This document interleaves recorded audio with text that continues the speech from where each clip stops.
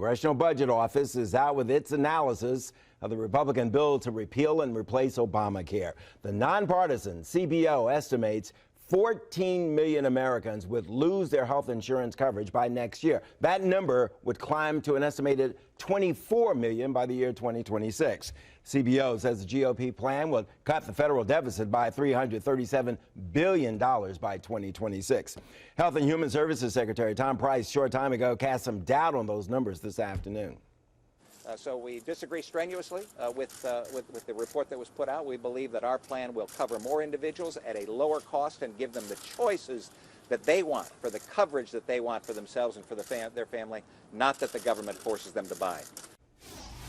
Stanley Collender is the executive vice president at Qorvis Communications. He also teaches at Georgetown's McCourt School of Public Policy. He's here to help us understand these big numbers. So what happened today? The Congressional Budget Office came out with this analysis. What is the message? What's the signal that sent with this? Well, as we've seen since the report came out late this afternoon, both sides found something they can talk about. The Democrats are talking about the loss in the number of people who will be insured that you just mentioned.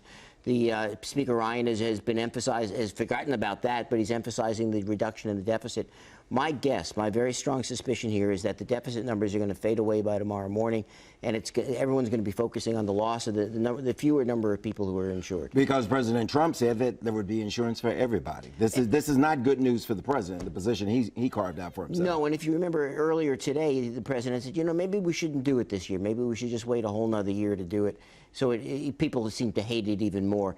It looks like that's not what's happening, though, that more people are worried about losing coverage than lowering the deficit. We said it right here not that long ago that the president's position was, leave it alone, let's not tackle affordable health care now, let Obamacare die on its own, a slow death. But this is also the president who said he was going to repeal Obamacare in the first day.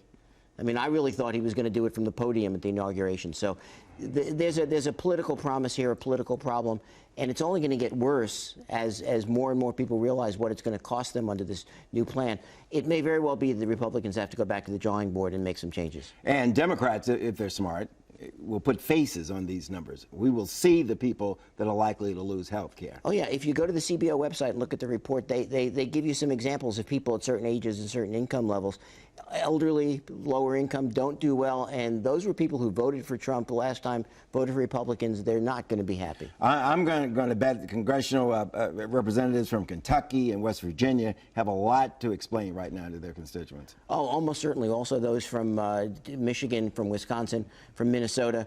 Even those from Virginia are going to be out there. The Republicans are going to have to out there really having to explain to their constituents why this is good for them, and they're going to have to take a lot of pushback.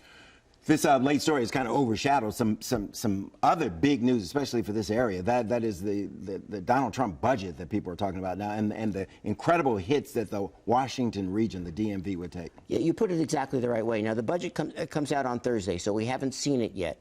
But from the leaks that have come from the White House, this is an attack on the Virginia, Maryland, Washington, D.C. region. It's not just the employees from the federal agencies that would suffer. It's the businesses, the people they do business with. It's the housing prices are going to be falling because of lower demand. Fewer cars are going to be sold.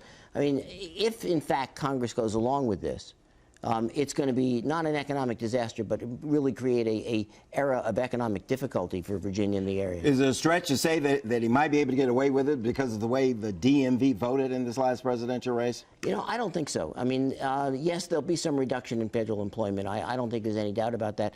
But there seems to be a lot of support for the programs the president wants to cut. So we've got a long way before anyone should panic. All right, Stanley Collender, good stuff. My pleasure. You got to come back. All right.